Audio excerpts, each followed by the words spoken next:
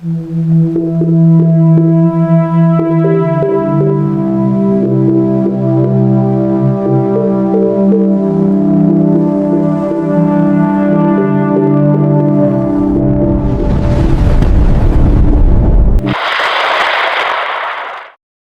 na ang pinakahuling update sa lagay ng panahon ngayong Biyernes, ika-14 ng Nobyembre taong 2025. Ang bagyong uwan na minomonitor natin ay tuluyan ng naglaho. Wala na tayong bagyo sa loob at labas ng Philippine Area of Responsibility. Ang low pressure area sa silangang bahagi ng Mindanao ay nawala na rin. Ang ITCZ na lamang ang nakakaapekto sa bansa, nagdudulot ng maulap na papawirin at kalat-kalat na pag-ulan sa Visayas at Mindanao. Maging alerto sa biglaang buhos ng ulan dulot ng ITCZ. Para sa karagdagang impormasyon, pakinggan po natin ang ating kasamahan na magbibigay ng detalye sa lagay ng panahon sa buong bansa. Ingat po, mga kababayan, at God bless. Magandang araw, ito po ang pinakahuling balita ukol sa lagay ng panahon.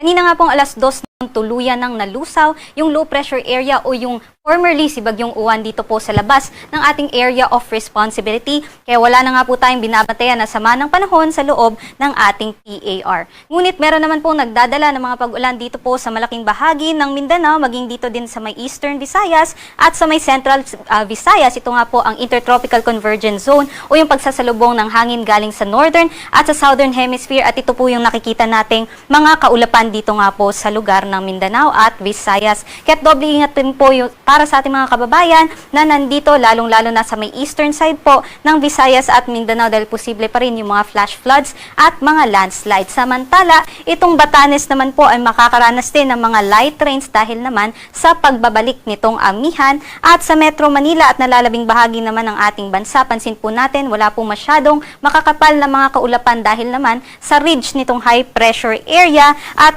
dahil nga po dito ay nababawasan po or lumiliit yung mga tsansa ng mga pag-ulan dito nga po sa malaking bahagi ng Luzon. Ngunit magantabay pa rin po tayo sa mga thunderstorm advisories dahil posible pa rin po ito. At marami pong nagtatanong, meron po ba tayong inaasahan na mabuong bagyo ngayong linggo? Base po sa ating TC Threat Potential Forecast, meron pong mababa na tsansa na magkaroon ng isang low pressure area dito po sa may Mindanao, Visayas at Southern Luzon. At base naman po sa ating assessment, ito po parte ng Intertropical Convergence Zone lamang. Posible po doon yung mga cloud clusters ay maging low pressure area, ngunit napakababa po ng tsansa. At idagdag ko lamang po, kahit wala pong mabuo na sama ng panahon or low pressure area, ay patuloy pa rin pong uulanin ang malaking bahagi ng Visayas at Mindanao maging Southern Luzon dahil nga po sa ITCZ. At para naman po sa ating inaasahan na lagay ng panahon, inaasahan natin sa extreme northern Luzon ang epekto nga ng nagbabalik na amihan or northeast monsoon. Kaya asahan naman yung maulap na panahon, may mga kalat-kalat din ng mga pag-ulan dito po sa may Batanes at dito rin po sa may Cagayan, Isabela. At para naman po sa may Ilocos region, maging dito sa may Cordilleras, meron din naman po tayong mga light rains. Ngunit wala naman po tayong significant impacts na masyado dahil po dito. Yun lamang po, meron lamang po tayong mga bugso-bugso ng hangin dito po sa may Batanes area. Ngunit malaking bahagi nga po ng Luzon ay makakaranas ng maaliwalas at mainit ng panahon. Kaya't dito po sa Metro Manila, agwat ng temperatura po nila ay 26 to 32 degrees Celsius. At pansin nga po natin dito sa may Baguio ay bahagya na pong mas bumababa na yung ating mga temperatures. Kaya minimum temperature po natin, inaasahan natin 15 hanggang 22 degrees Celsius naman po. Sa nalalabing bahagi naman po ng ating Luzon area, posible pa rin yung hanggang 32 degrees Celsius dahil nga po sa napakatinding sikat ng araw dahil sa ridge ng high pressure area.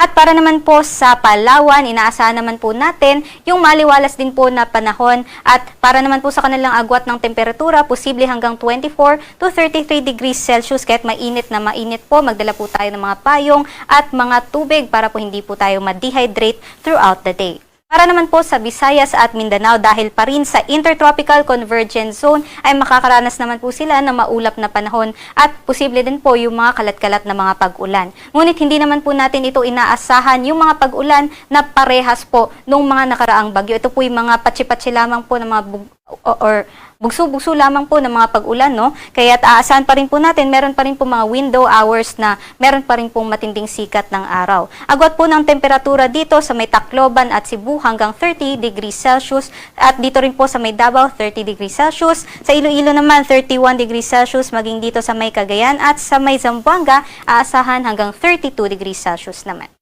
At meron din po tayong nakataas na gale warning sa may Batanes area dahil nga po sa maalon hanggang sa napakaalon na karagatan, bawal pa rin po maglayag yung ating mga kababayan dyan dahil napaka-delikado po nito sa anumang types ng sea vessels. Ngunit sa nalalabing bahagi naman po ng ating mga seaboards, inaasahan naman po natin yung banayad hanggang sa katamtaman na mga pag-alon.